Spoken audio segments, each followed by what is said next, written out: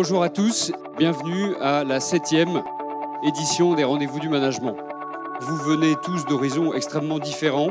Vous venez de la distribution, de l'agroalimentaire, vous venez de la banque, vous venez de la chimie, vous venez du nucléaire, vous venez du transport, vous venez de la mécanique.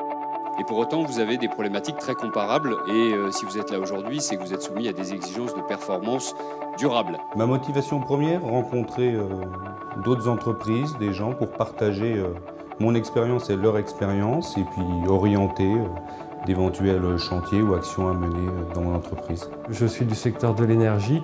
On a tendance à bien benchmarker ensemble. Par contre, on ne va pas souvent voir ce qui se passe dans d'autres types d'industries. Donc à ce titre, c'est pour ça que je suis là aujourd'hui. C'est le fait de pouvoir échanger avec d'autres industriels, pouvoir partager les problématiques qu'on pourrait avoir en commun et pouvoir découvrir d'autres personnes qui pourraient m'apporter des choses, notamment dans le pilotage de mon entreprise. Par curiosité, je voulais rencontrer et savoir ce que disaient mes alter ego des autres entreprises, tout autour de la thématique notamment du lean management. Je voulais les écouter, je voulais savoir si on avait les mêmes problématiques que dans la banque où je travaille.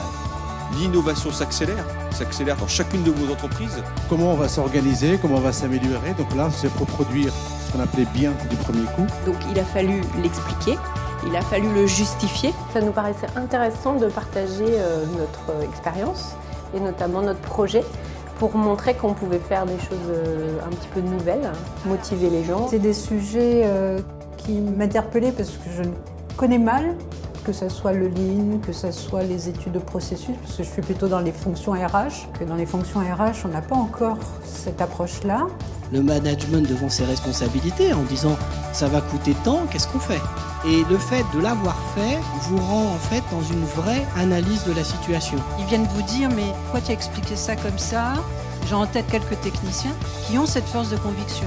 Il y a eu énormément d'interactions et de questions, les questions étant elles-mêmes interrogeantes ou simplement des témoignages apportés par les autres participants, avec en plus l'avantage de la diversité. Franc, direct, riche, on a l'impression d'aborder quelque chose d'un peu technique et d'être un peu auto-centré. Moi j'étais très surpris du nombre d'interventions.